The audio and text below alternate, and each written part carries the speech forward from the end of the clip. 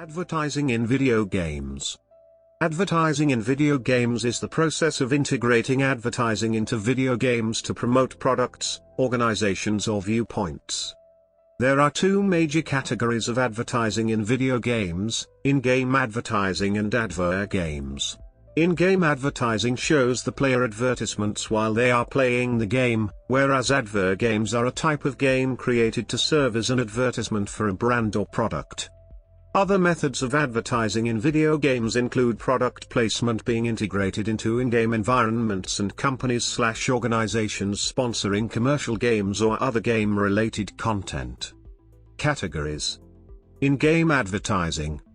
In-game advertising is similar to product placement in films and television, where the advertising content exists within the universe of the characters. These forms of product placement are common, which led to the advertisement technique being applied to video games to match evolving media consumption habits. According to the Entertainment Software Association in 2010, 42% of gamers said they play online games 1 or more hours per week. Game playing is considered active media consumption, which provides a unique opportunity for advertisers. The principal advantages of product placement in gaming are visibility and notoriety. A single in-game advertisement may be encountered by the player multiple times, and advertisers have an opportunity to ally a brand's image with that of a well-received game. Billboards, storefronts, posters, apparel, vehicles, weapons, flyers, sponsored product placement, and the interplay between the player and these elements in the game allow for a great degree of virtual advertisement. Examples of marketing in video games include brand integration, embedded marketing, recruitment tools, edutainment, and traditional in-game advertising.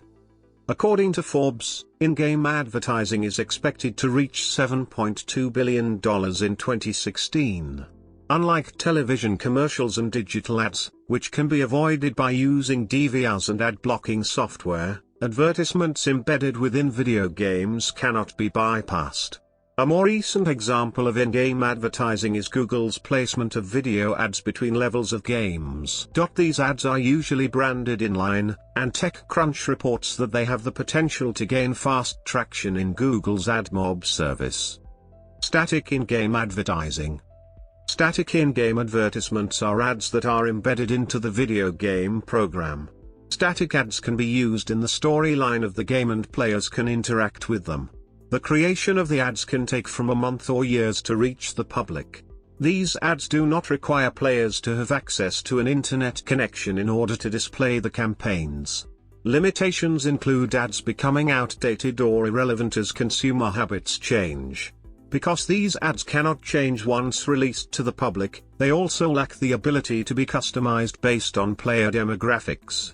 Examples include billboards advertising for, and product placement of, Ball's energy drink in Fallout, Brotherhood of Steel, and billboards for Adidas sportswear in FIFA International Soccer. Dynamic in-game advertising.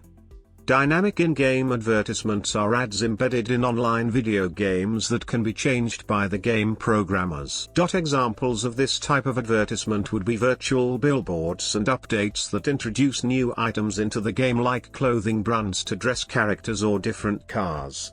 Dynamic ads are different from static games because companies can provide ads for specific audiences or demographics after the video game has been purchased by the consumer. This way companies can follow the consumer habits and provide ads that can address a certain context. Game developers then can dynamically change the virtual ad spaces embedded into the game to display the ads. Players have a limited interaction with these ads compared to static in-game ads. These ads required active internet connection for the game company to showcase the ads. Dynamic ads can accommodate time-sensitive campaigns and can be shown immediately. These ads can also provide data to show how well campaigns are doing, unlike static in-game ads. Adver Games. Video games that are expressly commissioned to promote a product or service are referred to as Adver Games, a portmanteau of advertising and gaming. This term was coined in January 2000 by Anthony Gilarakis and later mentioned by Wired's Jargon Watch column in 2001. Adver Games have been developed for different platforms including company websites, gaming consoles, and more recently, mobile applications and social media platforms. With the growth of the internet, Adver Games have proliferated, often becoming the most visited aspect of brand websites and becoming an integrated part of brand media planning. The Adver Games sector reached $207 million in 2007. The earliest custom video games featuring integrated brand messages were developed and distributed on floppy disk. These games were distributed for free, often bundled with other products from the company advertised for. The first floppy disk Adver Games were developed to serve dual purposes, as promotional incentives that drive response and as media that deliver awareness. American Home Foods chef Boyardee issued one of the earliest floppy disk Adver Games. Some brands, like Kool-Aid and Pepsi, created early Adver Games on gaming platforms. They created Adver Games for the Atari 2600 and gave out promotional copies. The first in-box CD-ROM serial box Adver Games are General Mills's Chex Quest, promoting the Chex brand, and General Mills's All-Star Baseball, starring Trix Rabbit and his friends playing baseball against major league teams and stars. Commercial examples are numerous and include Adver Games funded by Pepsi, 7-Up, NFL, Formula One, and Burger King. Political and military examples of below-the-line, BTL, Adver Games include recruitment tools like America's Army, intended to boost recruitment for the United States Army, and Special Force, intended to promote Muslim resistance to the State of Israel. Educational Adver Gaming is closely related to the Serious Games initiative and falls under either EduMarket Gaming or Edutainment. Examples include Food Force, made by the United Nations' World Food Programme, and Urban Jungle, an educational traffic simulation. Through-the-line advertising. Examples of through-the-line, TTL, advertising in games include link chases, ARGs, and viral marketing. TTL marketing is a form of advertising in video games that involve the use of URL hyperlinks within the game designed to induce the player to visit a web page which then contains BTL advertisements. The technique used to tempt the player into visiting the intended URL varies from game to game. In games like Pikmin 2, the player is given a cryptic message with an accompanying URL designed to pique their curiosity. In games such as Enter the Matrix, Year Zero, I Love Bees, and Lost Experience, URLs make up a part of the background of the game such that certain plot details can only be learned by following the link. The knowledge of such plot details are typically not required to complete the game, but deepen the game storyline for players who follow the links. Websites of this nature often lead players onto other links which again lead to further links, thus earning these games the label link chases. Although TTL advertising can be an enjoyable experience for players, excessive link chasing can feel obstructive and discourage them from diving deeper into a game's storyline. In another form, the URL might be part of a stage where a player can see it but it does not affect the plot. For example, in Super Monkey Ball 2, there is a stage where you can see clearly written on an obstacle a URL and the stage's name is even the word URL. Industry impact. Prevalence and efficacy. In 2019, a survey conducted by Deltadna found that 94% of free-to-play video game developers incorporate some form of in-game advertising.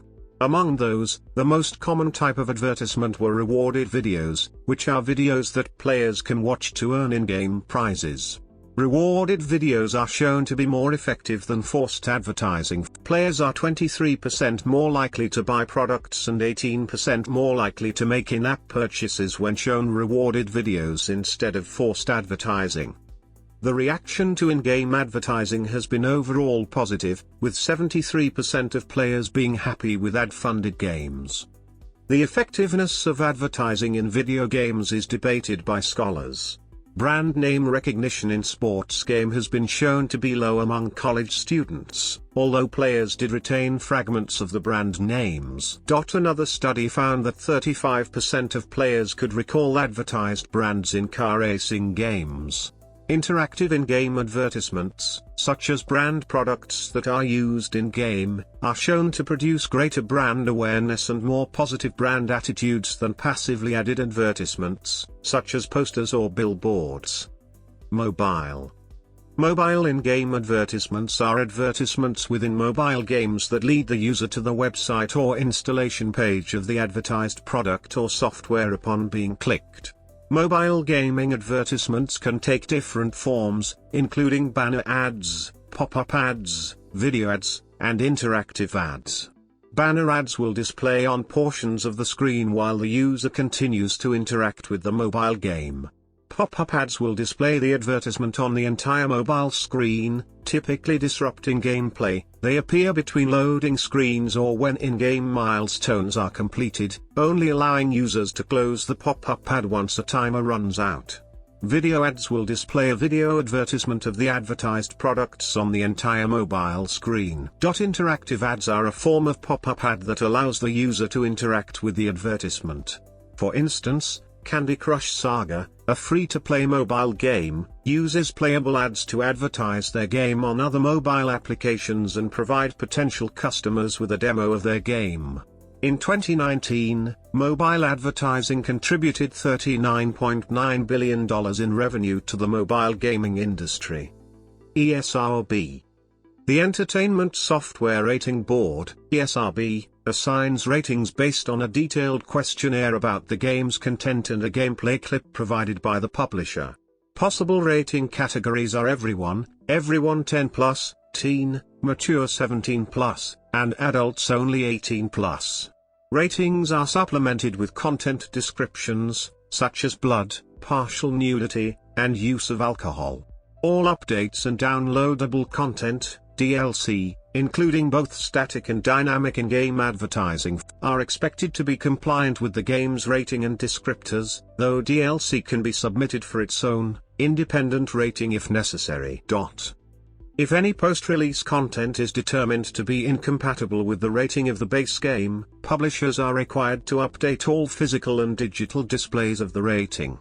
In the case of physical games, where it is difficult to make these modifications once a game has shipped, sanctions and fines may be levied on the publisher.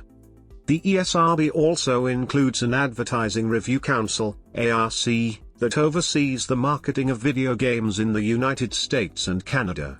Cross-promotion, including when a video game is promoted within another, falls under this umbrella.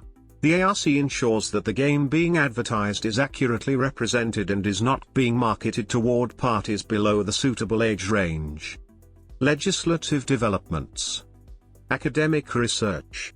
The University of Bath's Institute for Policy Research carried out research into the use of Adver Games in marketing to children in the United Kingdom. The report, published in June 2014, suggested that children as old as 15 did not recognize that Adver Games were adverts and had their food choices influenced without their conscious awareness. Based on these findings, the university called for urgent government action to protect children from the subconscious effects of Adver Games. United States legislation. Children's Online Privacy Protection Act of 1998. The Children's Online Privacy Protection Act of 1998, COPPA, directs the Federal Trade Commission, FTC, to protect the personal data collected from children online. Operators of websites or online services are barred from handling the personal information of children under the age of 13 without verifiable consent from a parent or guardian. Restrictions apply to any website or online service that is targeted toward children or has knowledge that it is collecting data from children. Do Not Track Kids Acts. Representatives Edward Markey and Joe Barton proposed the Do Not Track Kids Act of 2011 as an amendment to COPPA. The bill would have extended COPPA to prohibit companies from distributing personal and geolocation information knowingly collected from children and minors for use in targeted advertising. It also expands the restrictions enumerated in the Act to both online and mobile applications, which had previously been omitted. Regarding his motivation for co-sponsoring the act, Representative Barton reflected, "We have reached a troubling point in the state of business when companies that conduct business online are so eager to make a buck, they resort to targeting our children." Since the death of the 2011 bill, Markey and Barton have continued to spawn similar Do Not Track Kids legislation in both chambers of Congress. These bills were proposed in 2013, 2015, and 2018, though none of them passed through the committee stage. Targeted Advergame marketing. A bill was recently introduced in the Senate that proposes restrictions on the use of information obtained through Advergames to market to children. Some games ask users to provide personal information, such as name, gender, and age, then display targeted advertisements based on these characteristics. This bill would prevent companies from using this information to change the game to target certain age brackets. Notable examples: food and beverages, movies and entertainment, cross-franchise promotion, miscellaneous.